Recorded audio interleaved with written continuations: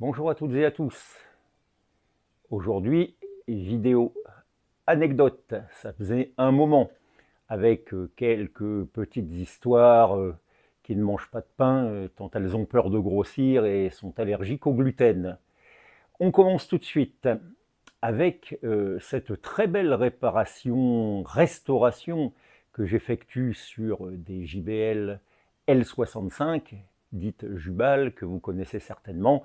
Alors, haut-parleurs, réglage des tweeters qu'il faut faire, recapage des filtres. Je m'attaque aux ébénisteries qui sont reponcées, huilées. Je refais le tissu des caches. Très belles enceintes, elles fonctionnent très très bien.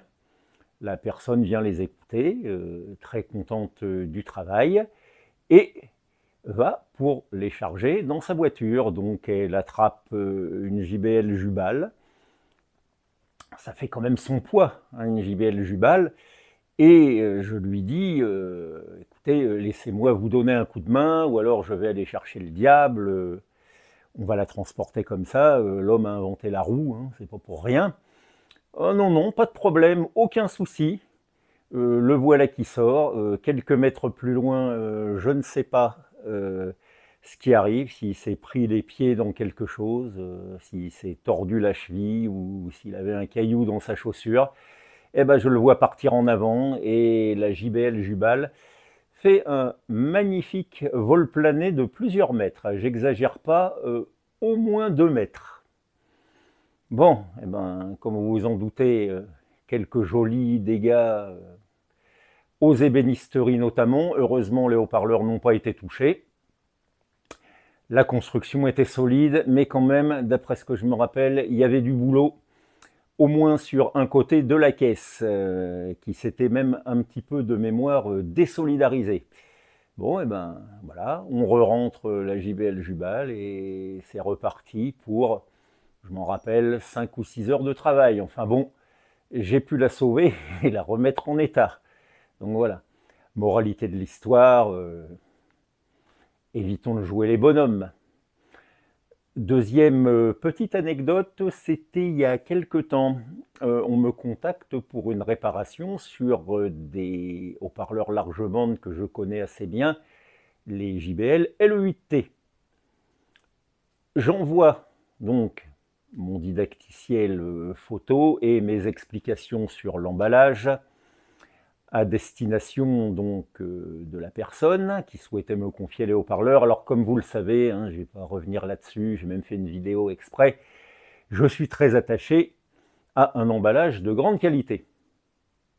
Et en retour de mail, le monsieur me dit votre didacticiel photo et votre méthode d'emballage est très mauvaise. Ah, oui, pourquoi? Eh bien, il me dit, voilà, je suis depuis 25 ans dans les plastiques et je peux vous dire que certains plastiques se dégradent au bout de 3 jours et que les particules de plastique sont nuisibles à la membrane du haut-parleur. Ah, ok. J'ai donc, me dit-il, emballé les haut-parleurs dans une feuille de papier et l'amortissant, c'est de la laine de verre.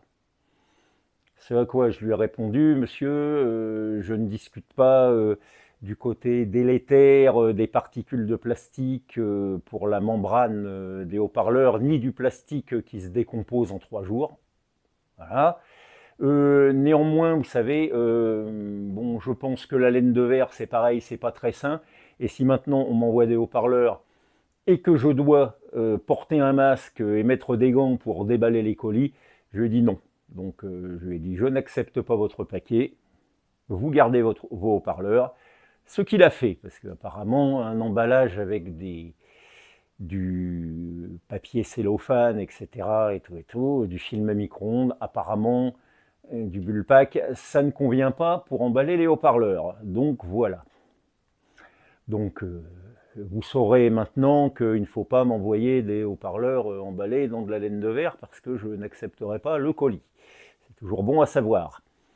Allez, troisième petite anecdote, ça c'était il y a quelques jours quelques jours, on m'appelle et la personne me dit qu'elle a des haut-parleurs à faire réparer. Alors, quand j'entends l'expression des haut-parleurs, je dis immédiatement à la personne, oui, ce sont des haut-parleurs Pioneer, des séries TS. Ah oui, oui, comment avez-vous deviné? Je ne lui ai pas dit pourquoi j'avais deviné, mais ce genre de phrasé, ce genre d'erreur grammaticale est le fruit en général, de même que la restauration de ces fameux haut-parleurs TS quelque chose, là, des séries Kex, je crois, des haut-parleurs Pioneer vintage des années 80, qui valent un bras, et que d'ailleurs j'ai pu écouter, personnellement je ne leur trouve pas grand-chose d'extraordinaire.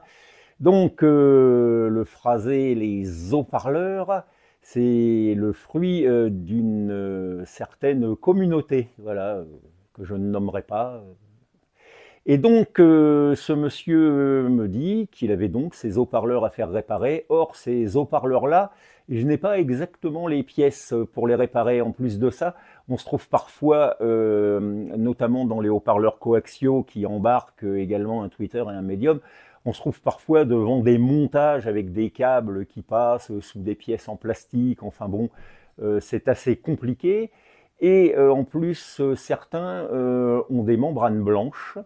Et donc le nettoyage en est fastidieux parce que si vous mettez du liquide pour nettoyer la membrane et que la membrane absorbe le liquide, elle va être plus ou moins décolorée, il y aura une auréole. La colle, c'est pareil, il ne faut pas faire la moindre tâche sur la membrane blanche. Bref, je ne suis pas très pressé d'aller au-devant des embêtements. Donc je dis à ce monsieur, non, je ne répare pas ces haut-parleurs-là. Ah, vous ne réparez pas ces haut-parleurs-là. Alors il me dit, là, ce sont les tweeters qui sont en panne. Je lui dis, monsieur, encore moins, parce qu'un tweeter à cône tel que ceux qu'il y a sur ces fameux haut-parleurs TS quelque chose de chez Pioneer, un tweeter à cône, ça ne se répare pas. Et notre homme me répond, eh bien pour moi, ça se répare. Bon, je lui dis, écoutez, monsieur, je suis désolé, mais moi, je ne peux pas faire ce travail. Voyez éventuellement avec quelqu'un d'autre. Et cet homme-là me dit, mais dites donc, pourquoi vous avez appelé votre entreprise la réparation de haut-parleurs si vous ne réparez rien? Je lui dis, alors là, monsieur, là, vous voyez, c'est curieux que vous me dites ça, parce que cette réflexion-là, je me la fais tous les jours. Effectivement, pourquoi est-ce que j'ai choisi d'appeler mon petit bouclard la clinique du haut-parleur, alors que je suis totalement incompétent en termes de réparation de haut-parleurs? Alors là, vous voyez, c'est très curieux que vous me dites ça. Alors notre homme a bien compris que, entre guillemets, je me foutais un petit peu de sa gueule, et donc il a fini par rigoler. Donc voilà, une affaire qui se termine bien, et il fallait surtout pas entrer dans la surenchère, l'escalade, etc. Pour ça, mieux valait le prendre à la rigolade. Voilà, donc allez, une petite dernière pour terminer.